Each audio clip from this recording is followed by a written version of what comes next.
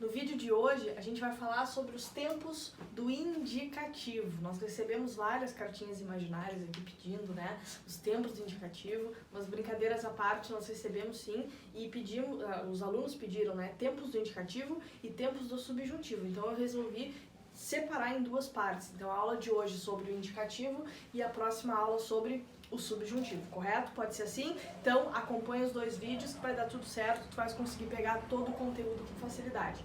O que eu tenho para trazer para vocês aqui é um macete para vocês lembrarem muito bem depois o que esses tempos fazem, por que eles são responsáveis por determinados momentos, né, do nosso verbo, conjugações diferentes, enfim. Então prestem atenção. Anotem o macete aí no caderninho de vocês e vai dar tudo certo, correto? Vamos lá. Professora, primeira pergunta que eu tenho pra ti, já de cara. O que é o indicativo? O que o modo indicativo dá pra gente? O que ele explica pra gente? O indicativo, gente, ele nos indica certeza. Então, todo aquele verbo que a gente conjugar no indicativo, nós vamos estar dando certeza ao que nós queremos falar. Correto, pessoal? Primeiro tempo que nós temos, ó, o cachorrinho lá veio para nossa aula, chegou atrasado. Nós temos o pretérito perfeito, tá? Pretérito perfeito, gente, anotem aí, o pretérito perfeito ele é responsável por uma ação concluída, ou seja, já acabou, teve início, meio e fim. Olha só o exemplo. O rapaz beijou a namorada. O rapaz executou a ação de beijar. Está aqui o verbo. Só que já beijou, já foi embora, já foi pra casa, tá? Já tá lá dormindo, já beijou, já aconteceu. Então, como ficou pro passado, a gente faz aquela perguntinha, ó. O que aconteceu?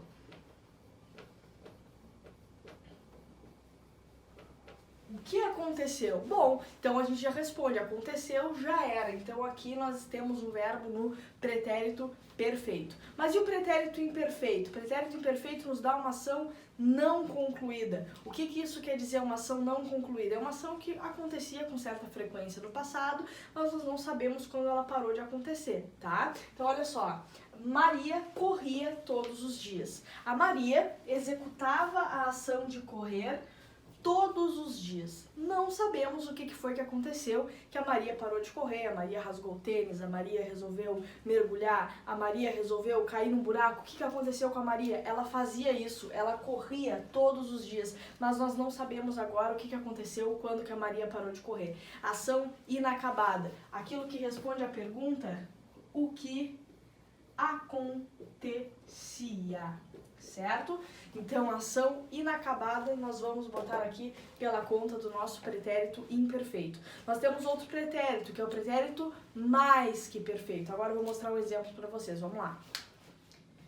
Então, minha gente, pretérito mais que perfeito, ele vai me dar um passado do passado, tá? Ou seja, uma ação do pretérito antes de outra também do pretérito. Observem aqui, ó. Antes de sair, a mãe beijara seu filho. Aqui, gente, eu já deixo a entender que a mãe saiu, tá? Então, antes de sair, deixa bem subentendido aqui que a mãe saiu, tá? Antes de fazer isso, opa, sair não, saiu. Antes de fazer isso, ela realizou outra ação, que foi beijar seu filho. Então, ó, o que acontecera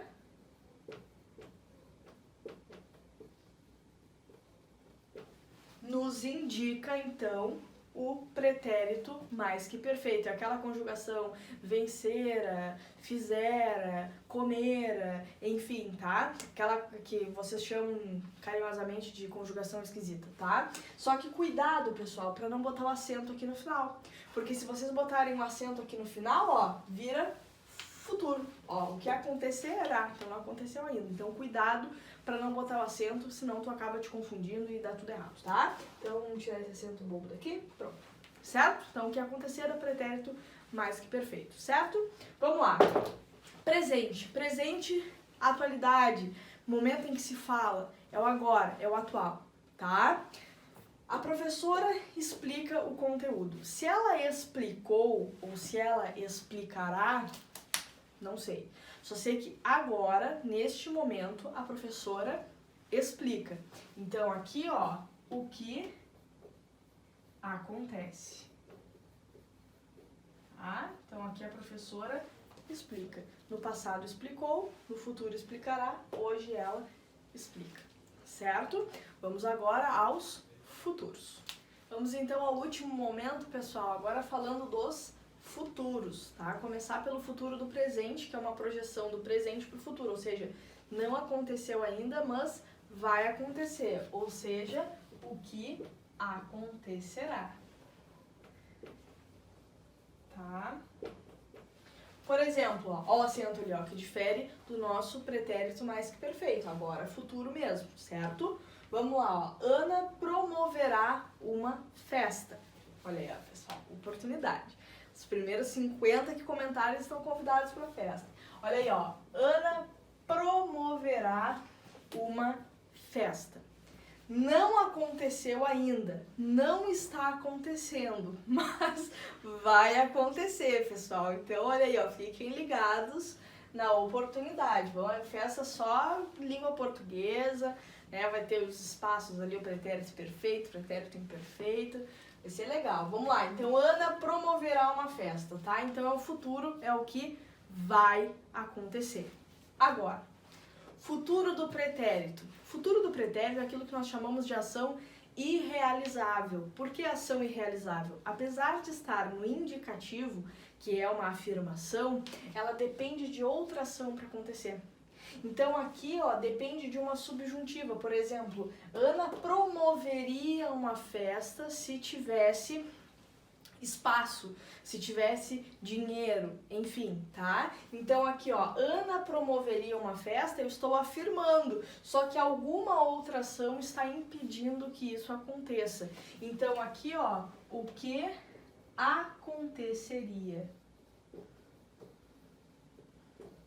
Tá? Eu estou afirmando, digo novamente, só que alguma situação impede que isso aconteça. Outra ação impede que isso aconteça. Geralmente a gente encontra isso lá no subjuntivo, a gente depois vai ver o casamento entre as duas, tá?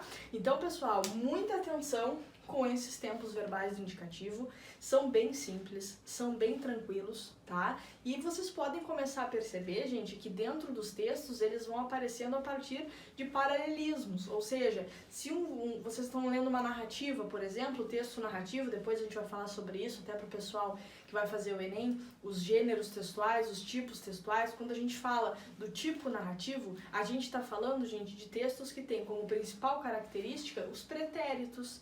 Então a gente já vai começar a usar isso. Não pensem que vocês não usam para nada esses tempos verbais. Vocês usam, só que o que acontece? Às vezes ele é diluído dentro de outros conteúdos. Então ficar ligado nisso é muito importante para vocês. São os detalhes. Certo, pessoal?